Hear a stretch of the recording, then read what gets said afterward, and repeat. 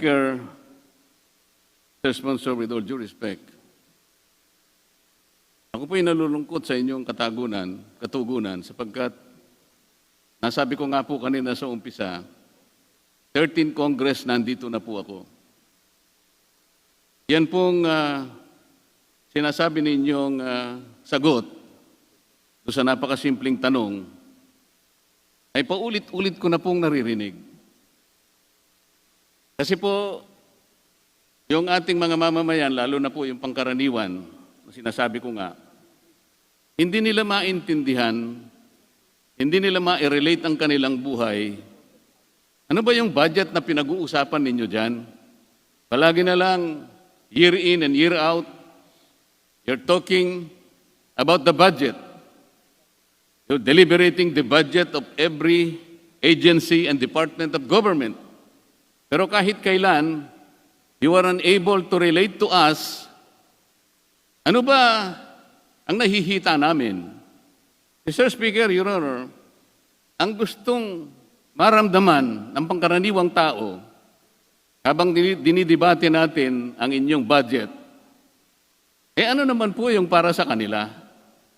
Hindi naman po kalabisan, Mr. Speaker, Your Honor, na maghintay sila sa panig nila, sa sarili nila, maramdaman nila na itong ginagawa natin ito ay nagkakaroon ng mabisang resulta sa kanilang buhay. Araw-araw, monthly, Mr. Speaker, Your Honor, yung monthly bill po nila ng kuryente, parang nagiging isang palaisipan. It is like a conundrum. It's a puzzle. Bakit po ang pangako po ng 9136, affordability of the supply of electric power. Napakasimple po ng kataga na yon. Affordability speaks of a level of price that is reachable to the ordinary consumers. Hindi po nila ito maramdaman, Mr. Speaker, Your Honor. Kaya po ang tanong natin, huwag nating gagawing katwiran na ito po ang ginagawa natin, ganito po ang nagawa natin, ito pa po ang gagawin natin. Pero kapag hindi po natin nagagawa yung pangako dito under the Declaration of Policy, lahat po ng ginagawa natin ay hindi kumukonekta sa puso ng mamamayan. Basahin ko pa po yung letter C, Mr. Speaker, Your Honor. To ensure transparent and reasonable prices of electricity. Mr. Speaker, Your Honor, yun po ay madaling intindihin kahit na ordinaryong tao. To ensure transparent and reasonable prices of electricity in a regime of free and fair competition. Ito muna po ako doon, Mr. Speaker, Your Honor. Nagawa na po ba natin yun? Reasonable prices of electricity. Ano po ba yung reasonable? Ang reasonable po na presyo ay yung level ng presyo na kayang-kayang abutin ng isang ordinaryong mamamayan. Yun po yung reasonable. Ito po ay declaration of policy. Isa pong batas na ating ginawa, ilang taon na po ang nakararaan. 2001 pa po yun. Bakit hanggang ngayon, hindi po nagkakaroon ng katuparan kung pag-uusapan natin ay maramdaman lamang po ang ginagawa natin ngayon? Kasi sa panig po nila, ayan na naman. Budget hearing na naman sila, hindi naman natin maramdaman kung anong ginagawa nila.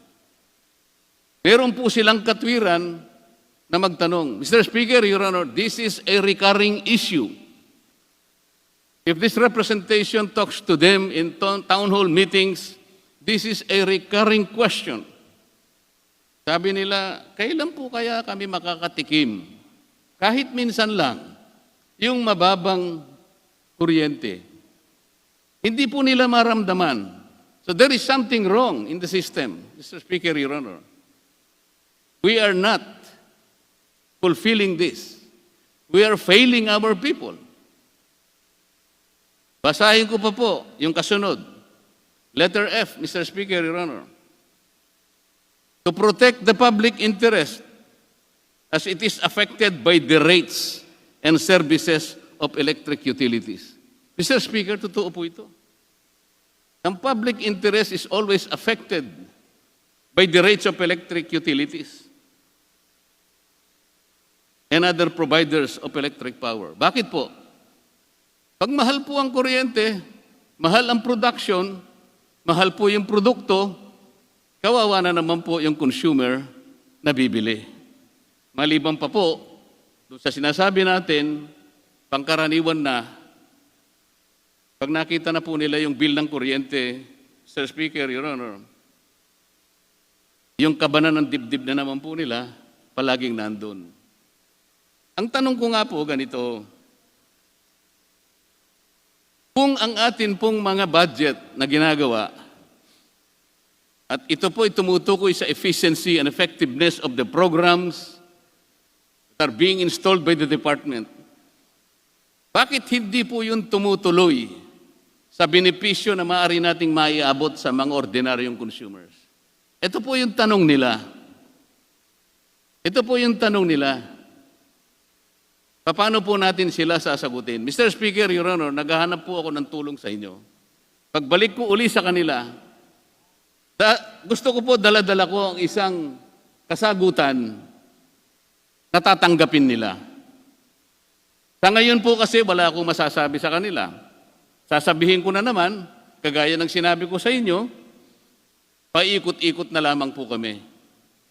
Mr. Speaker, sasamantalahin ko na po, kung medyo hirap po kayong sumagot muna, bibigyan po natin ng halimbawa para siguro kahit papano, from generalities to situational, for example.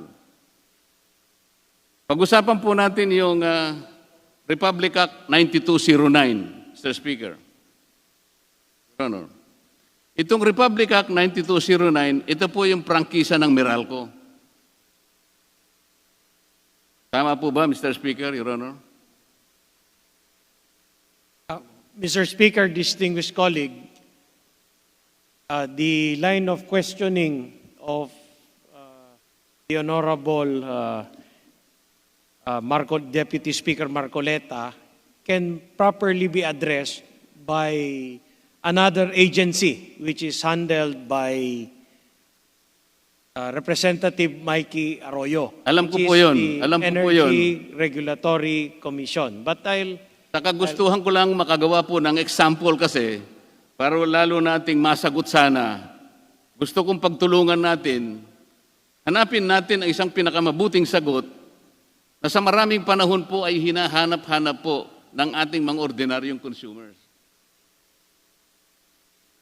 Hindi ko po patatagalin yung tungkol dito kasi may babasahin lang po ako na isang section dito na kaugnay po ng Declaration of Policy na binanggit ko kanina sa 9136. Magkakambal po kasi sila eh. Sa Section 4 po kasi nitong 9209, yung grantee po, ito yung Meralco, ano po, the grantee shall supply electricity to its captive market in the least cost manner. Pagkatapos sinundan pa po na the grantee shall charge reasonable, just, and competitive power rates. So, may kakambal po siya.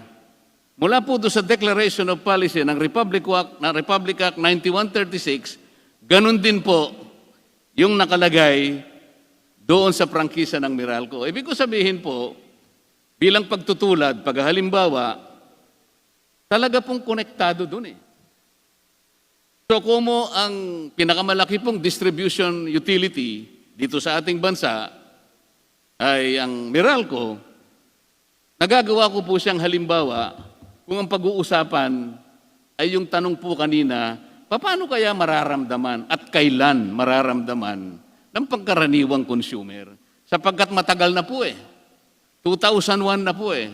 Baka dumating po ang panahon, wala nang maniwala sa atin, Mr. Speaker, Your Honor. Baka sabihin nila, parang bulahan na yata ito. Parang paikot-ikot po tayo. Mr. Speaker, Your Honor, I think we owe it to our people to give them an honest and reliable answer.